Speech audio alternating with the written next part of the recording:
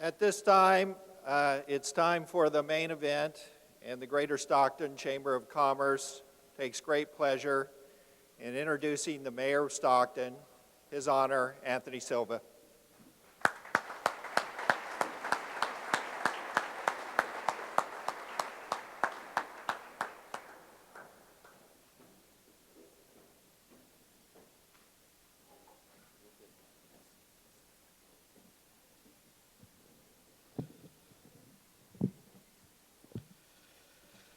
I come before you today still humbled by the opportunity to serve as your mayor. The value of any organization lies not in where it's been, but where it's going. For cities, that means there's a future value in making tough decisions. That means living within our means is a good thing. And it means that having a plan for a brighter future should be rewarded. Our current value is based on our recent past. And let's be honest, it hasn't been good. So even though our future value will be high, today's value is not. Every scenario creates an opportunity for someone. We just have to figure out who. So who benefits from a low present value now that is on pace to be a future high value? Investors. Investors want to get in before the price gets too high so they can ride that wave of success. Before long, our stock will rise, and it will bring with it the good and the bad that comes with success. Don't get left behind. Don't regret missing your opportunity. Just think back, if you could go back a few years from now, and you were able to invest in the very beginning with Google, AOL, Amazon, and eBay. Wow, you'd be pretty well off. Make your investment now. Invest in Stockton because our stock is rising. There's no mistaking that in 2012, our city hit rock bottom. After the national economy did its damage to our community, we suffered from high foreclosures, high unemployment, a reduced police force, record homicides, low employee morale, and negative national and local media attention. In 2013, during this past year, the city has been hard at work beyond all the political distractions and local headlines. If you take a deep look, you will see what we have accomplished, and accomplished much to address the major issues. We successfully proved in federal court that we had a right to declare financial insolvency, and that after much public input, we formulated a plan to exit bankruptcy, stabilize our finances, and put additional cops back on our streets. As you'll hear in a few minutes, we've made major progress in both finance and crime. And with the efforts of local business leaders like yourselves, citizens, and employees, we've turned this ship called Stockton in the right direction and set a course for greener pastures. Our stock is rising. The council members and I have established a new set of strategic priorities so that the city manager and his staff have clear direction and we can continue to do the work of the people, even though sometimes it seems that we're overtaken by distractions. Our stock is rising. In the coming weeks, we will adopt the budget, end the bankruptcy trial, and take the next steps toward implementing the Marshall Plan on crime and make public announcements about economic development deals currently in the work. Our stock is rising. People are beginning to take notice that we're making national headlines for things other than crime and bankruptcy. From the McDonald's pilot program to the Google barge, Stockton's value is becoming less and less of a secret. Even though we're close to moving past it all, the bankruptcy still dominates much of our resources. And so it's important for us to talk about it.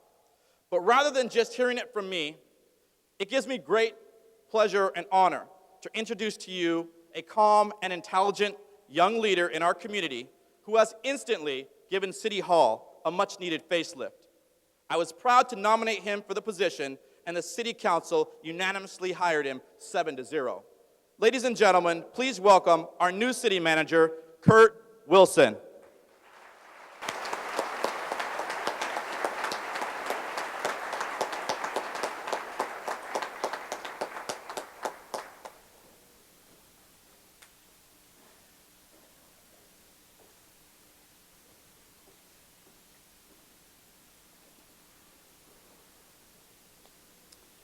Thank you, Mr. Mayor. And thank you to the port for hosting this wonderful event. So I want to talk a little bit about the bankruptcy. And I've titled it Chapter 9 to Chapter 1. Chapter 9 referencing, obviously, the United States Bankruptcy Code. And Chapter 1 referencing the new beginning that we now have for Stockton. When we look back at where we were, so we've obviously had some challenges. You've heard about those from everyone. There's no big secret. The reason we had those challenges were quite a few reasons, but the main thing was that we had the Great Recession. So the Great Recession impacted Stockton worse than other communities because we were unprepared. We found ourselves in a position where we really had no buffer. We really weren't in a stable financial place, so we weren't able to weather the storm. We were overextended. We had chronic fiscal crises going on. We had a mismatch of resources and expectations, and we were unpredictable and unstable. And whether or not we realized it at the time, we were facing a costly and embarrassing bankruptcy. How did we get there? We got there first by not saying no. Now, that may seem a little odd, but as public figures, our goal is to work for the public. So when a member of the public or somebody else who serves the public comes up and says, you know what, I really want X, we inherently want to give it to them. We say, you know what, that's a nice thing, they deserve it, it'd be a wonderful thing. Yes, you want a cop on every corner? We should have it. You want an arena? Fantastic, let's give it to you. You want every pothole filled today? Let's do it. So we wanted to do all those things, but we didn't say no. Even though people deserved those wonderful things, we couldn't afford it. We should have said no. We were overly optimistic. We entered into a series of risky and aggressive deals. We failed to consider the long term, and we had poor fiscal management. Then we added things like the elimination of the redevelopment agencies, and essentially the Great Recession was able to overtake us. When we talk about overtaking us and we talk about where Stockton was, it's important to have a context of what was really at stake. So when the city was frantically working through the AB 506 process before filing for bankruptcy, or as we've been working through the bankruptcy process, it's helpful to understand exactly what was at stake.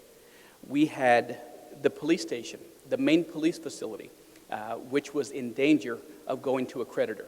You can see how challenging, how embarrassing that is for a city to have to deal with that. We had fire stations, the Stuart Eberhard building, the parking garage next to the Stuart Eberhard building. We had the Stockton Event Center, the arena, the former Washington Mutual building at 400 East Main, the Maya Angelou Library, the arena parking garage, Coy and Market parking garages, Oak Park, and the golf courses at Van Buskirk and Swenson, and even the marina. We had high stakes. We were highly, highly invested in making sure that we got out of this bankruptcy and we got to a plan that could keep us stable. To do that, first the City Council took a step back, along with leaders like Kevin O'Rourke and Bob Dice, and figured out what mattered most, saying we are no longer in a position where we can do everything. We can't be all things to all people, so help us figure out a priority for what we're going to save, what we're going to focus on, and what we're going to do going forward. That also involved a self-assessment that revealed some ugly realities when it came to our fiscal policies and even our operations. We endured service and personnel reductions. We entered new labor contracts. And incidentally, those labor and personnel and service reductions were severe. For police, that was a 25% reduction. That meant 25% less police officers on the street to serve the needs of the citizens and the business owners here in Stockton. For fire, that number was 30%. And for non-safety employees, we reduced 43%. So when we talk about the impact to the service level to the citizens in Stockton, it's because we now have 43% less people to serve the same number of citizens, the same number of business owners, the same number of stakeholders that we once did. These were dark days for us. We had some labor cost reductions, but fast forward into that, we had some post-employment cost reductions. When all those things weren't enough, and incidentally, those things meant that we reduced the city's general fund by $90 million. It still wasn't enough. We still had a $26 million hole. We then went after retiree health, which was the absolute most painful decision of the entire bankruptcy process. But it was necessary because it was a $545 million obligation completely unfunded that the city could simply not afford. That was very painful for the retirees, for the current employees who would ultimately be retirees, and for everyone else who was even sitting on the sidelines. It was a very, very painful process. We also made substantial reductions to Calpers. We made a tier reduction, meaning that employees who were hired new would have a different formula to be able to calculate their retirements. It would be a less generous formula, but it ends up saving the city money. The state implemented some pension reform after that, again, to save the city some money. And with respect to Calpers, we also reduced all of the different factors that contribute to our Calpers rate. Again, we saved money when it came to Calpers. For the other creditors, we negotiated very difficult decisions, but we did it with the underlying principle that we can only enter into a deal that we could honestly afford. Not something that was going to just get us through the next budget cycle, get us past the next election, but to make sure that we entered into deals that we could legitimately afford as a city for the life of the obligation. So if it was a 20-year deal, a 30-year deal, we needed to know what that looked like. And we crafted a long-range financial plan to help us model that number and give us a basis for making those same decisions. We reduced, delayed, or eliminated principal and investment and interest payments on that debt service, and we protected the general fund. The general fund is the only fund that was actually bankrupt. So we've gone to great lengths to learn from that and make sure that we protect the general fund. So where are we going now? We've got a brand new executive team. We've got a new finance team. We've got lessons learned. We've got some things on tap to work on our efficiency, our internal controls. All those things together are embedded in this plan of adjustment, this exit strategy that we have presented for the court. And the most significant part about that is over the long haul, that plan reduces the long-term liabilities for Stockton citizens by over $1 billion. You don't get to a $1 billion number easily.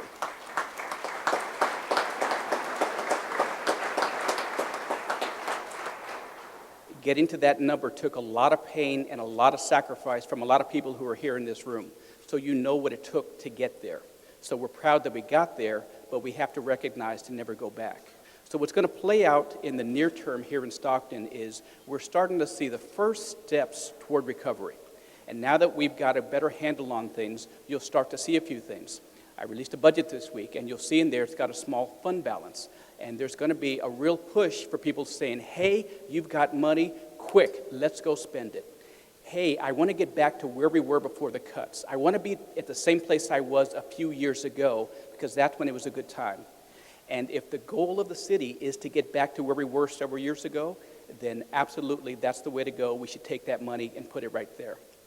But my contention is a few years ago, several years ago, we were not in a good place. We may not have realized it, but we were in a very unhealthy place. We were unstable. We didn't realize where our revenues were going to come from. We didn't have a true grasp of what our expenditures were. We were really teetering on the brink, which is what led to the bankruptcy. So for the staff perspective, it's not good enough to go back to where we were several years ago.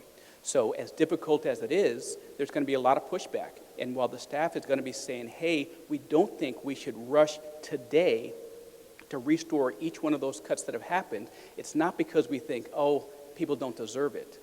Oh, we don't need it. It's not important. It's simply because we're looking at the long term. And we're looking at what we need to do to be solvent for the long term, to make sure that before we begin to restore those services, we need to make sure that we're on a solid foundation. We're going to get to that point. We're going to grow. We're going to get to be able to restore those services and more, but it's going to take some time. But when it happens, we want to make sure that it happens for good and that we're never going to return to this place. I called it Chapter 9 to Chapter 1 because we're going from bankruptcy court to a new beginning. But in the back of our mind, we need to make sure that our next step is not going to be Chapter 9. Our recovery is going to be slow, and it's going to require a lot of discipline from a lot of people because we're going to have to really stay the course. But as long as we're able to do that, our future is bright. Things are lined up very well for us. We have an outstanding plan in place because of the sacrifices that each one of you in this room has made. So the future for Stockton is very bright. Mr. Mayor?